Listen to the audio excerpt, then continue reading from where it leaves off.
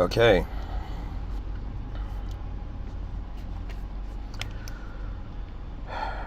Right.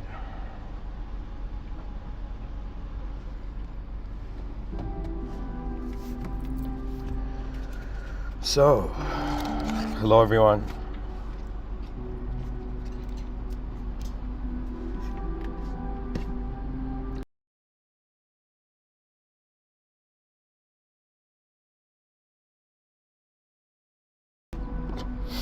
So, I was thinking about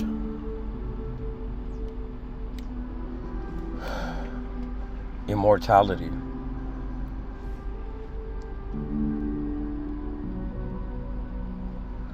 And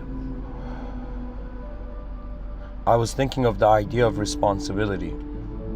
And I was thinking that human beings,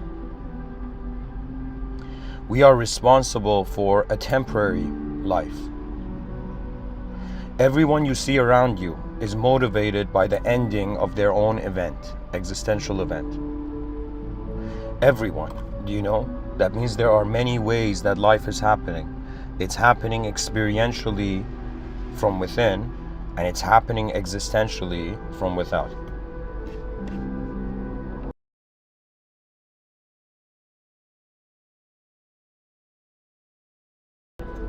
So,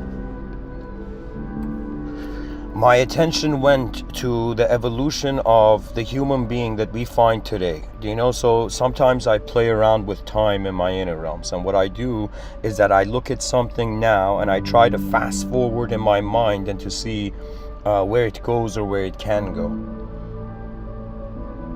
So I was looking at the human being, and I was looking at the responsibility of the human being in existence. And right now, most human beings, if we were to look at life through 3 levels, just for the sake of classification, let's say. So we have in this world, as there is an attention to it, we find that there is a self, that there is a species, there are others. And then there is the world. And the world is the self of everybody. And this is why it must be respected beyond anything. This is why the bodhisattvas live for the greatness of the world, not just the selves. Because yourself needs a world. So my attention went to these 3 areas of self, species, self, others, and world. Okay? And then I thought about what would the responsibility of a mortal be as a self, as a species, as a world. And so if we are a mortal self, you know, just by existing as a temporary being, you have a responsibility to yourself. Do you know something they don't tell you in this life is that at some point when you rely on your own power, you become your tour guide in this world.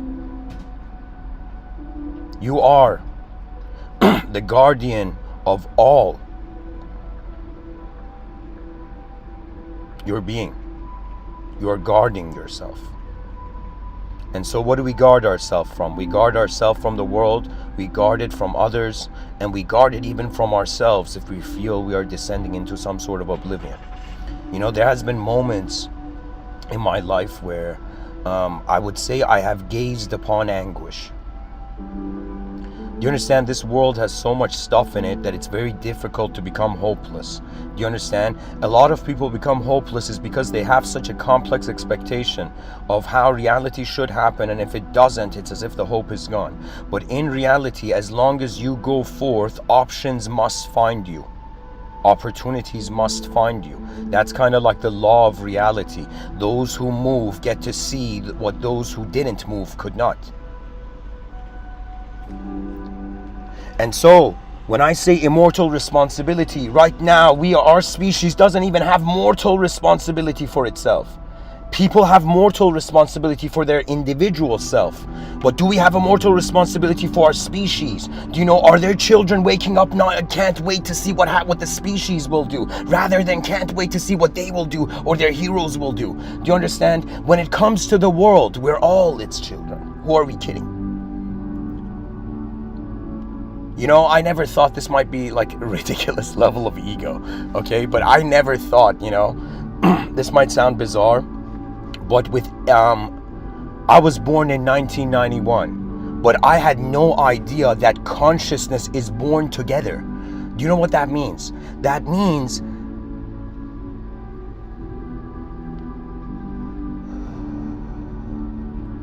life is alive beyond its shape. And so what would the responsibility of the shapeless be? The responsibility of shape tends to be to maintain shape or to expand shape. Sometimes the responsibility could be to reduce shape. You see, when I looked at this world, I'm like, yo, should everybody be an artist? I'm like, that makes no sense. Should everybody be a destroyer? That doesn't make sense. Should everybody maintain things? That kind of makes sense. But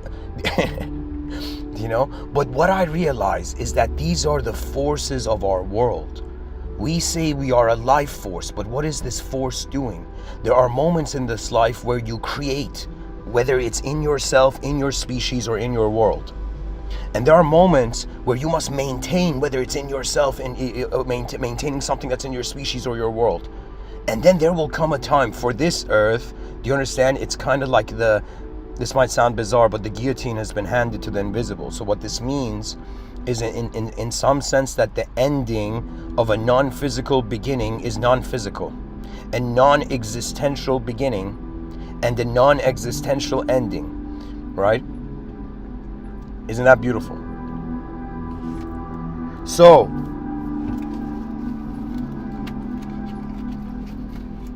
when I say non-existential, it could mean non-physical. It could just be that it doesn't have form.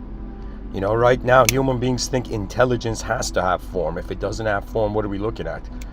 But we have a consideration that everything is made of energy. I found parallels between the secular schools of thought, the scientific modalities of perspective, and also religious.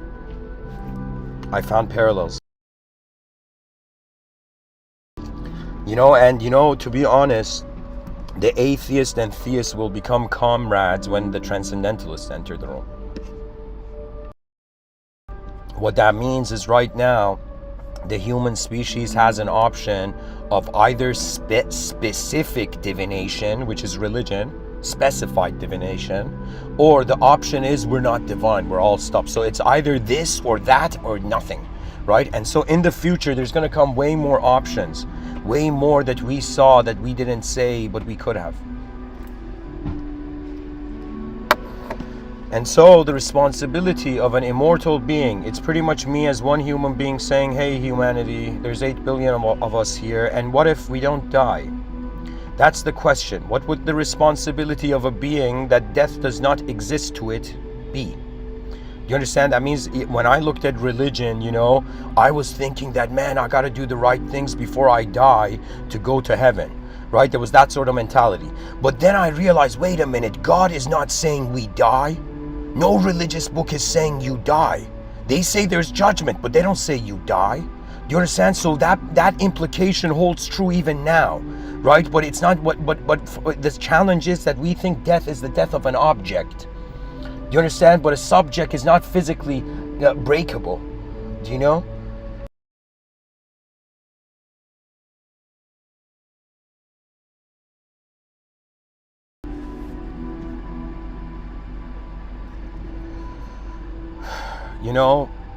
This might sound bizarre, but this year my reality is changing to such a degree where I don't think I can even consider people, as friends or enemies even anymore.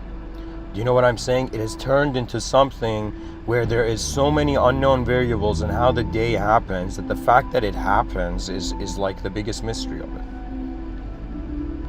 There are so many factors that could change my attention from how it's existing now. But why is it existing now in this way? Do you know, out of it, I thought about it too. I sometimes I wonder, who else could I have been? Who would I have been on this planet if I had never heard of, the concepts that I had heard of when I was young?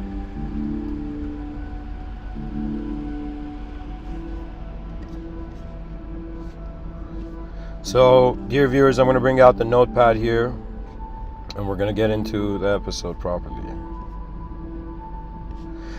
There's something very huge here I'm saying, most likely, people look at the title Immortal Responsibility. I don't know, but let me tell you what it is. It is the most profound idea that the future generations must confront. They must confront their own endings when they want to end. Do you understand? That's the thing about free will. Free will has choice, but it has infinite choice, that there are so many things you can choose from. The reason 2023 has been a year where I've experienced my reality's experience has shifted towards that of a recognition of the idea of God. Do you understand? Because the thing is that we are trying to solve the problem alone. But if we were alone, why are the others here? Why are there other forces here? Do you understand? This world is for beings that were actually acting all alone. This is what this planet is here to teach you, that whatever power your intelligence has access to, its power is arising collectively. So do you understand? We may expect in the not very far, but in the future, extraterrestrials landing down, and we'll be like, oh, yo, are you guys, what kind of aliens you are? And they will laugh. The extraterrestrials that will land in the future, they will all laugh. If we ask them who they are, what they are, and they will say, it's a trick question, man, think hard. Just think about it, human beings. What do you think we are? Who do you think we are? Aliens, right? Let's say there are aliens in this world, from different civilizations, there's so many planets potentially, so there's so many civilizations potentially, right? And so imagine if they come, right? And we're like, yo, aliens have landed, oh my God. And the aliens are just laughing. It's like everything we do, every time we come and say, hey, who are you guys? What do you guys do? Da, da, da, da, da. And it's as if the aliens laugh. And we're like, why are these guys laughing at us? This is becoming offensive, And then we're like, why are you guys laughing? And the aliens are like, you guys can't figure it out? And then we're like, no. And imagine the extraterrestrials say, what do you think we are made of? Where do you think we come from? Where do you think all creatures that look different than you have come from? Oh, you people of the world, who you are embarrassing our species in front of an interstellar audience, that there is still species civil war. Do you understand how embarrassing that is? People are like, yo, disclosure, where are the aliens? Oh man, I wish the aliens would land. And let me tell you, it would be the most embarrassing thing. If the aliens land right now on Earth, I would have to go hide. Not because I'm scared of them, because I'm embarrassed. What are we going to say? We're destroying ourselves and then we want to negotiate? Who would negotiate with a species that is destroying itself? Tell me, what intelligence would come and negotiate, would come and diplomatically conduct itself with a species that still bites its own hand? That means human beings are still hurting human beings. When do we wake up to the bigger game? When all the leaders, all these people who are, all the younger people are watching them and looking at them. The top whatever letter of the alphabets there are out there. One day you will see that when you are nothing, that's when you can be everything. And then hate would have never made sense. Do you understand? There's sometimes anger is beautiful.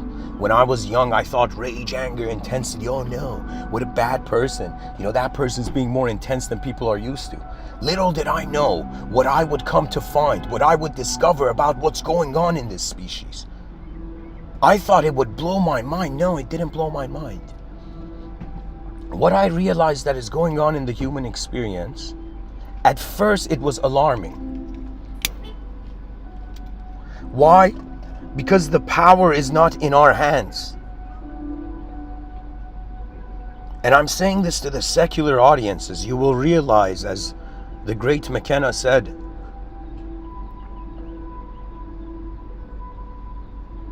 there is another tenant in this room. We have never been alone. But who is that other tenant? And this is Mr. Within's theory so far. All interdimensional, all extraterrestrial, all otherworldly phenomena is the karmic future of now. We have the impression that time is a straight line, that we are going from the past to the future. But for the mind, it's a circle. it's a circle. That means in another dimension, the time is not just like a straight line. You will realize what is looking through your eyes is your future self. Why else do you think you know where you're going in this world? You know, when I was younger, you know, there were people around me talking about guardian angels and all of this. You know, little did I know I would come to realize all of that as my future selves. For how else can it guide me? How else could something that is outside, that is not me now, be able to guide me? How else would it know where I have to go? Do you understand? God is the future self of everyone if theologically everything returns to God. But God is not uncreated, so it's another way of saying the future self of man, which is being the mind that is moving the body, is actually uncreated to itself. So what that means is in one dimension you have a body. In other dimensions you are the space for the body, and in other dimensions you are not any of them. Because sight has an authorization that is transcendental. Anytime you observe something, you get a freedom to move outside of it. So you get a freedom to move beyond it.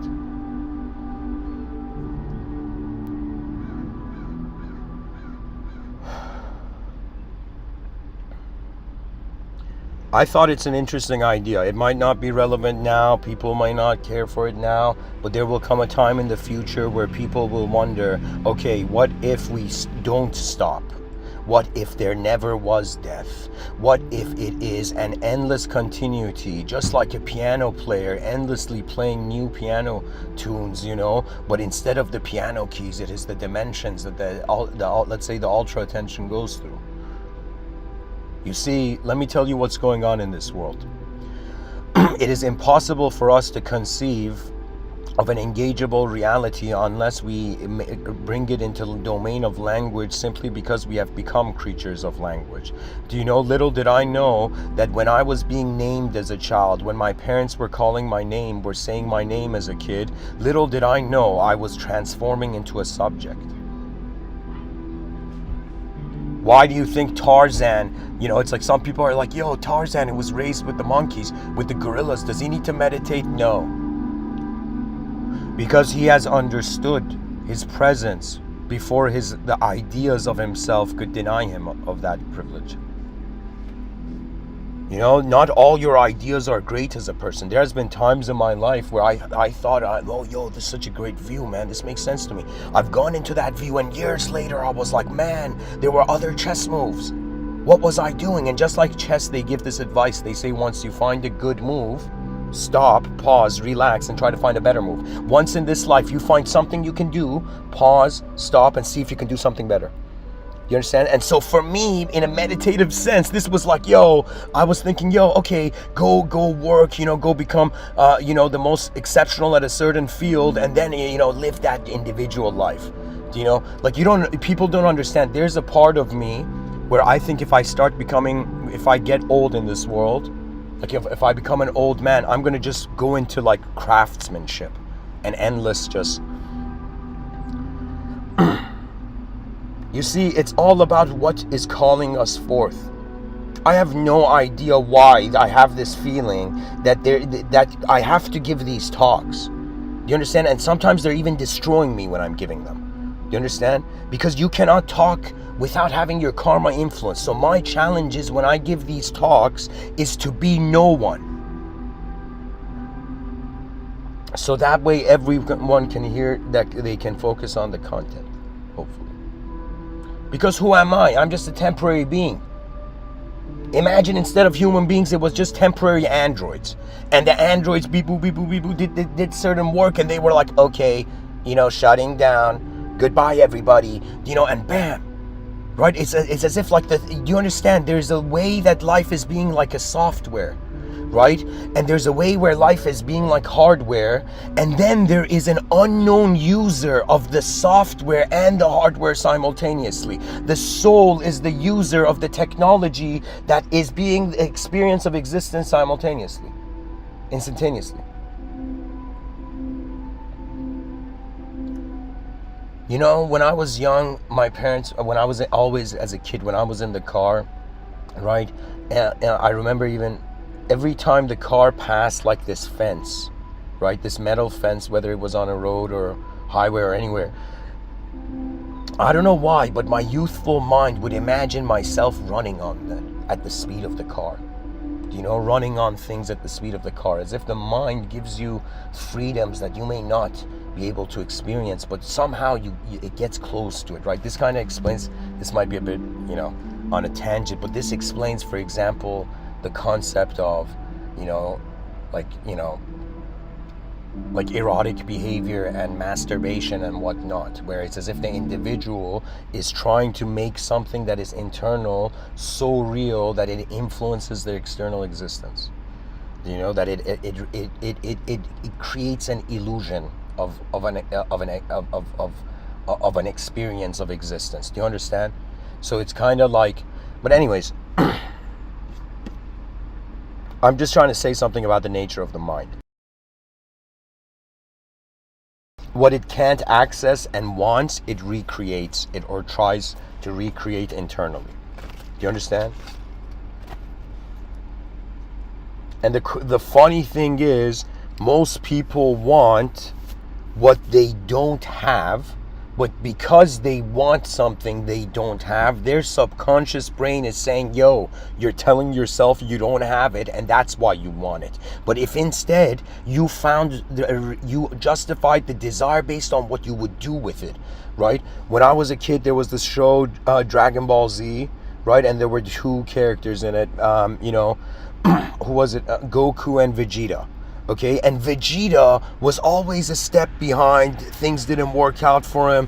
Vegeta had more messed up karma than Goku in the show Dragon Ball Z, right? And there's a scene where Goku, I don't know if he's saying this to Vegeta or whatever, but there's a part where Goku says power comes not because of a desire, but because of a necessity. Okay? So this means that Vegeta was just desiring to be strong, okay? But Goku's real strength, or moments that would really change his level, was moments where the power was out of necessity. Mankind was in danger. People were under attack. Aside from that, he lived a very enlightened, humble life as a dumbass farmer. Okay, so Goku was a dumbass farmer, but when it came to those important moments, he was the most enlightened being in the realm. The most intelligent being. Do you understand? Because strength goes to those who can use it. And even want to use it. Do you understand? Some person may want to win, but they might not be seeing a future after that victory. They just want a medal. But some person's like, yo, this is nothing. Like their future is like here's the idea. When I was younger, somebody said, yo, think a step ahead or think a couple steps ahead. Bullshit. You should think as far steps ahead as you can, and then your success will be further than anything you were trying to be one step ahead, two steps ahead like a moron. Do you know what I mean? So try to be as excuse me, I should use better language.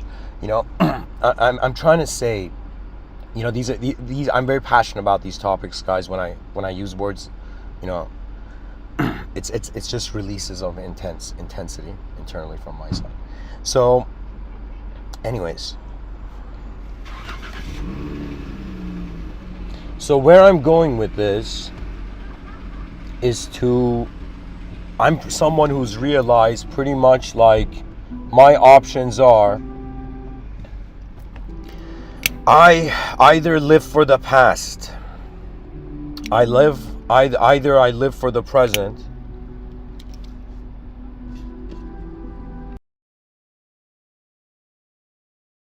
or I live for the future. These are the three options. And I realize everybody is living in the past and present. Very few people are living in the future. I think maybe let's say maybe 1/5 of the human population is actually caring is justifying their identity based on their potential in the future, not who they were in the past, or not this attributeless presence left in the present. Do you understand? You know, the New Age people, you know, to me, I'm trying not to touch the New Age community too much, even though I have intense opinions about it, right? The reason is because if I was to really go into the New Age community, I would have to conquer it.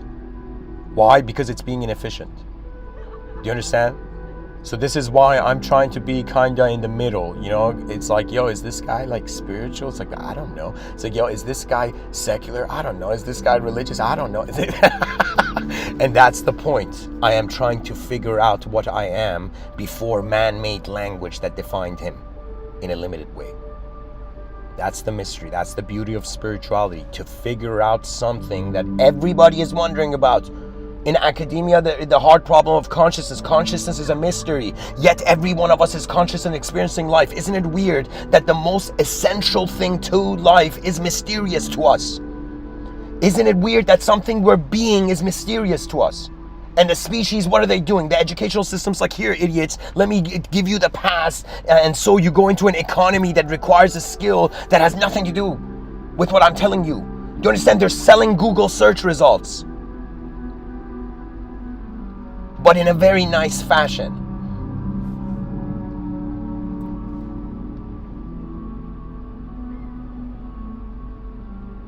And so this is this educational system of civilization 1.0 from the past. Okay, some progress, but from the future, what is this? What am I looking at? Teachers and students, garbage. It's all explorers in an unknown world, and there should be class systems for it. That means if the student believes the teacher is a teacher, you're a moron. That no human being can be that level of a teacher. You understand? You can convey, you can relay, but the world is your teacher. Don't limit it to a little thing in it. You want to learn from a person in the world, or do you want to learn from the whole world? And if you want to learn from the whole world, why do you think people meditated?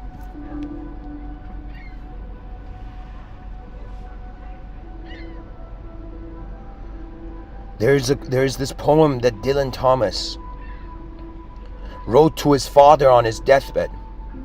And he said,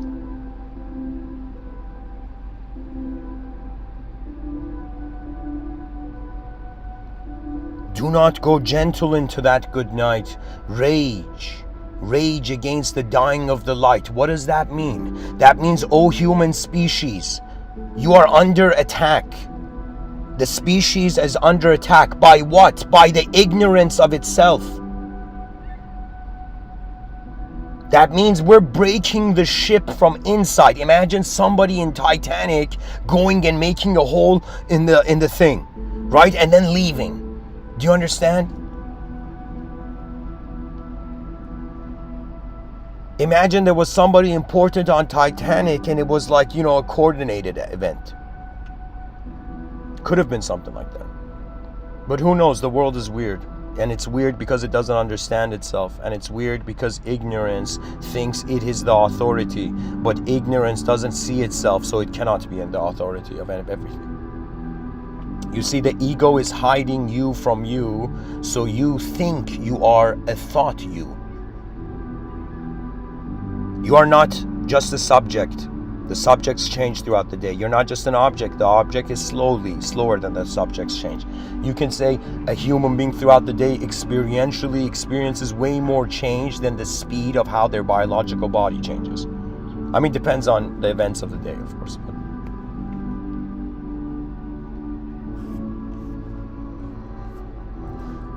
And you know what it is? There was a scene in Gladiator where he pretty much like has to go into this moment, and you know he's like he is such an enlightened character, Gladiator, you know. I think there's a generation of 90s kids that when they see like Russell Crowe or like, you know, the Gladiator mask, they feel like an essence of honor appear in them. Do you know what I mean? Gladiator was such an important movie in my development as a human being. You know? Why?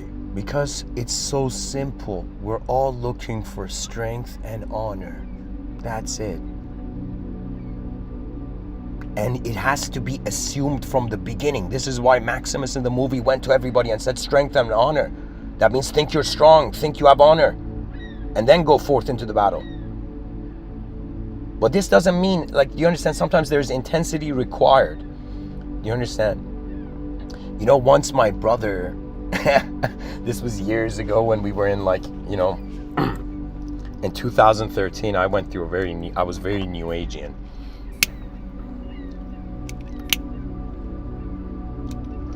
I was like talking to angels in the shower, like it was like next level. And then my brother, once he came and told me he got a vision of me in a past life, okay?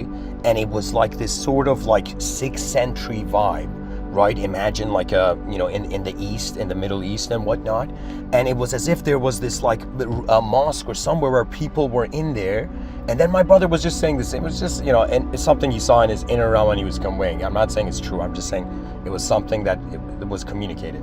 And my brother said that there was a group of people talking falsehood in a room.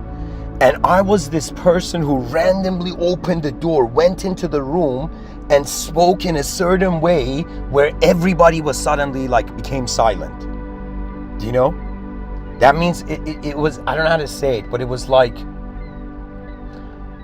something that is very familiar to me is the response to unnecessary inefficiency, injustice. Do you understand? To me, injustice is inefficiency when you have a future vision. You see, some people think they're good people and evil people. For me, no. They're people who are making, if their energy is contained in the human form, and it's either making an efficient decision through a collective context, or it's making an inefficient. Do you see? That's it, right? And the funny thing is, right now, like, do you know, I was, you know, recently, it's this is something that dawned on me, and I was like, yo, man, I'm giving these talks, you know, and then when I give the talks, I'm looking at the viewer count.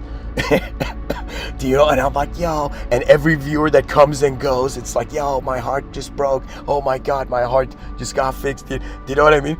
And then I was like, what am I doing with this silly inner game?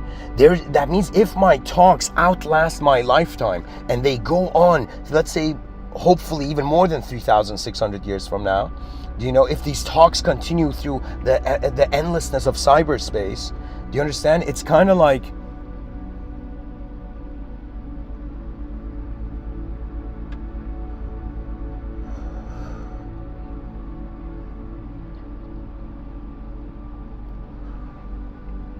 you know what it is? Honestly, I'm someone who got bored of himself.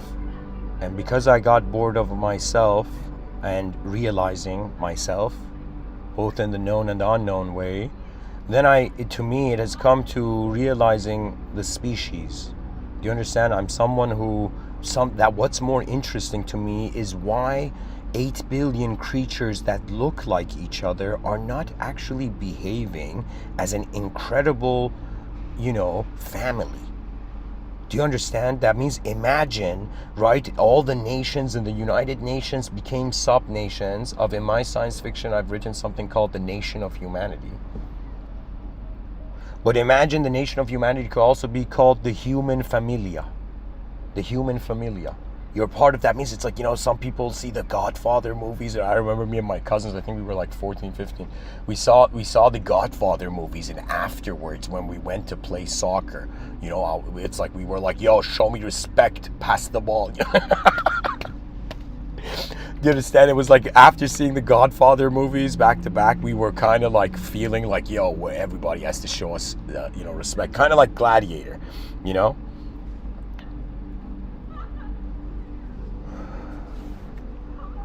So my view is kind of like, yo, why aren't we acting as an efficient force? And then I was like, yeah, because we have 8 billion different versions of the world, right? The challenge is not just, yo, 8 billion human beings hold hands, kumbaya, love, unity, world peace. That's not world peace. World peace is a transcendental idea. It's a multidimensional idea because we're psychological entities, because we have a biological system that's our physical survival, and we have a cognitive system where it's not enough you just survive. Why do you think Maslow said self-actualization? Why do you think there was a whole behaviorism movement in sociology?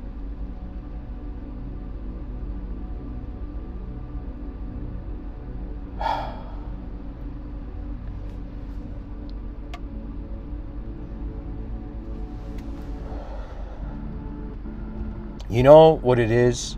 I realize this. Regardless of... Oh my God. This episode feels like... I feel like a boxer, this episode. It's like, who knew, you know? Maybe I have a career in boxing. I'm kidding.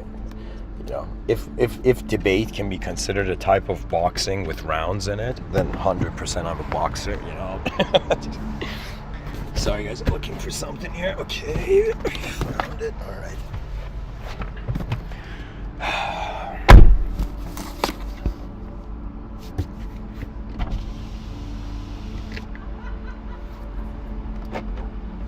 All right. All right. Yeah, guys, I remember seeing Russell Peter, and there was this scene where his dad was like, "Focus, son, focus." Just for a moment right now, I felt like Russell Peter's dad telling me to focus. Okay. Notepad, where are you? Oh, the notepad's right here. Okay. Got notepad.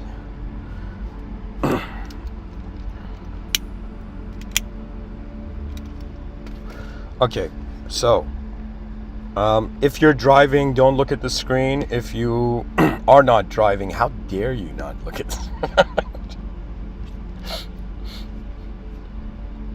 Okay, all right. First rule is always choose the font Courier New. If somebody says, Mr.Within, did the logos tell you this? I'll be like, yeah, sure. So, why does I wanted to create a short title? No.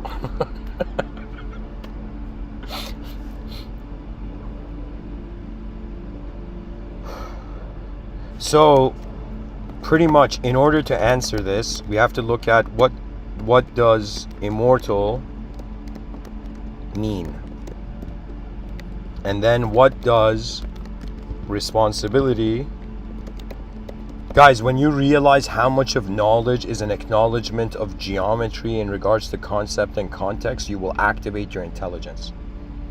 I'm telling you, this is what they don't teach kids in school, and they even go to university and they don't even know it yet, right? That you have to actually be interested and be able to place the concepts you find or you're introduced to in the context of your world. So what that means is, this is what the educational system didn't teach me, that I kind of figured out on my own, right? And the idea was this: the educational system was telling me, yo, choose out of these options, but I was like, yo, who the hell is giving me these options? And then I reached this point where I decided to reinvent the wheel of my own knowledge of the world. That means I reached a point, and don't think this was when I was young. This was like in my mid-20s, like not mid-20s, but like, I guess, let's say 20s. I don't know, maybe even earlier than 20s, right? But anyways, what the idea was that I realized I am relying on the teacher to tell me if my work is true. Do you understand? That's why you go to school. That's why the teacher gives you a grade, to just acknowledge, all right, you've understood some shit, kiddo. All right, now there's so much you don't know. So here, have this abstract fictional grade, and we're gonna destroy some trees, and good job, go to the next grade. You know?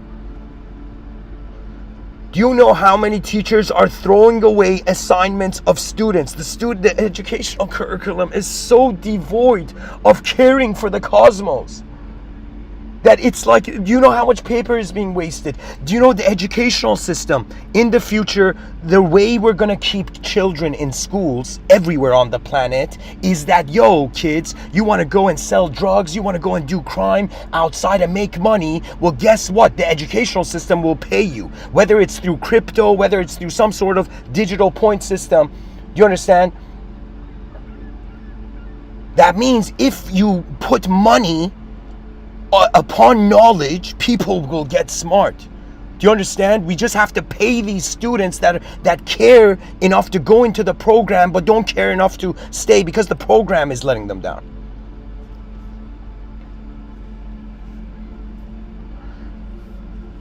By the way, guys, if you're driving, no need. You know, always be, your attention should be to everywhere. You should look at your mirrors constantly.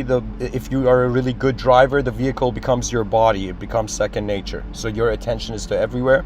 And don't distract yourself, you know, because it's not worth it, you know. Anyways, and I'll say everything I write, I'll cover. So don't worry. You don't have to look at the screen. The educational system in the future, your assignments, your work, even when you're in grade 1, doesn't matter if you're grade 1 or you're a PhD student, right? Every human effort of engaging a problem in the intellectual domain must be honored. The species is forgetting to honor. This is why there is corruption. This is why there's effed up stuff. And I was like, yo, does this mean I gotta be a democratic leader? And I was like, yo, it's impossible. Because democracy is not democracy. It's the majority vote. It's always a duality. Do you understand? It doesn't matter if it's like, do you understand? It's kind of like we're choosing one side of the coin and we think that's good politics. Why aren't there 2 presidents? Huh? Why don't we have the brain to have 2 presidents for the nation? Okay? Each president, so you don't have to choose between, whether it's conservative or,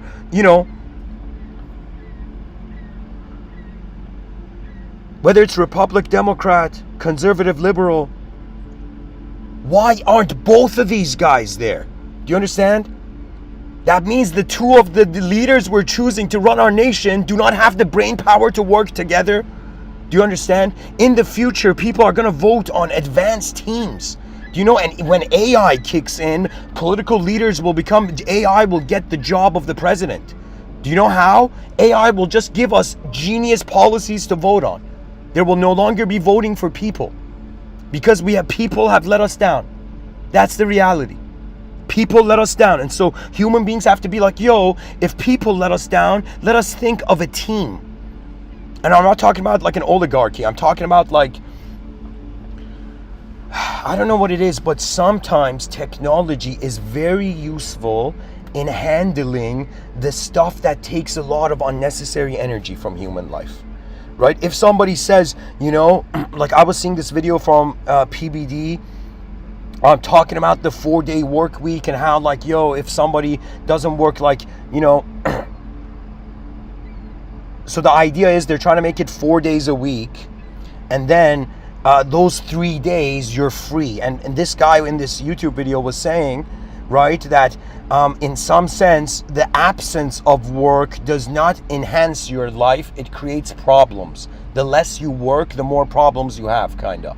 That's what the guy in PBD was saying in the video. Okay? But here's the idea.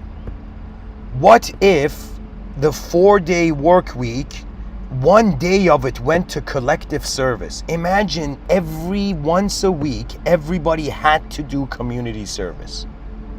People are going to be like, why, Mr.Within? I don't want to do that. But think about the outcome, right? Sometimes we have to sacrifice our short-term desires because there's something way greater that can develop in the future, in the long term.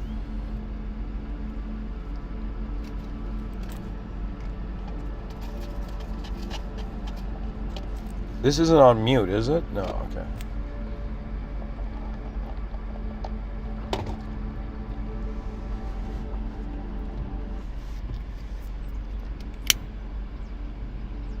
I am a person, I will tell you straight up, I do acknowledge that there is a divine code to this reality.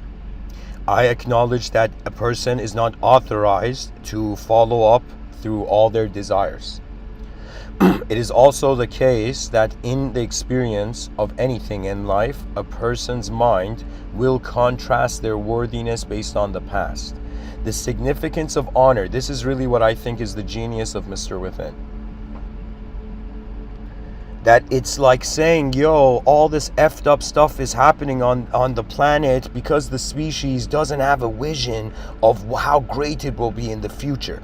If we had, let's say, the blueprints of an advanced civilization 2.0, and imagine there was someone who had done that.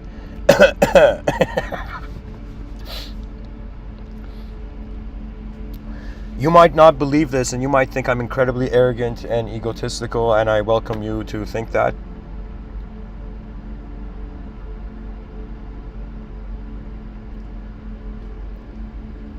But I might be one of the people on this planet who has cared to visualize various probabilities of how the future can happen and then try to come up with a strategy. Do you understand what history is like? History is like a beautiful game of chess. But what's happening is that right now in 2023, all the chess openings have been done. So civilization 1.0 is after the early game.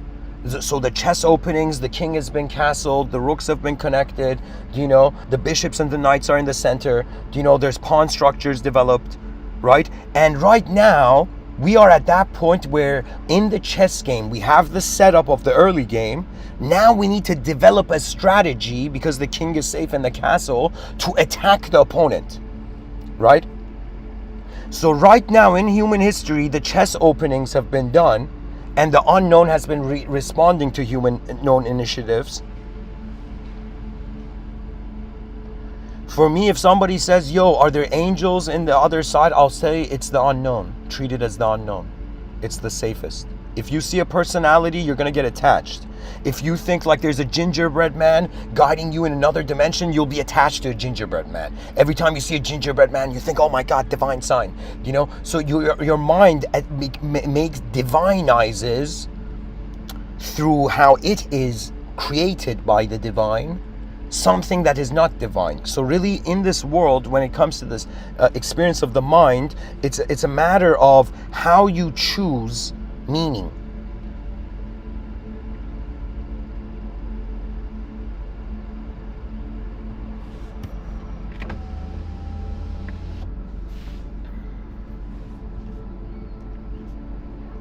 So anyways, I'll come back to this. What does responsibility mean? And then what does immortal, or what can immortal responsibility mean? So first, what does immortal mean? I will bring what Saint Dictionary has said.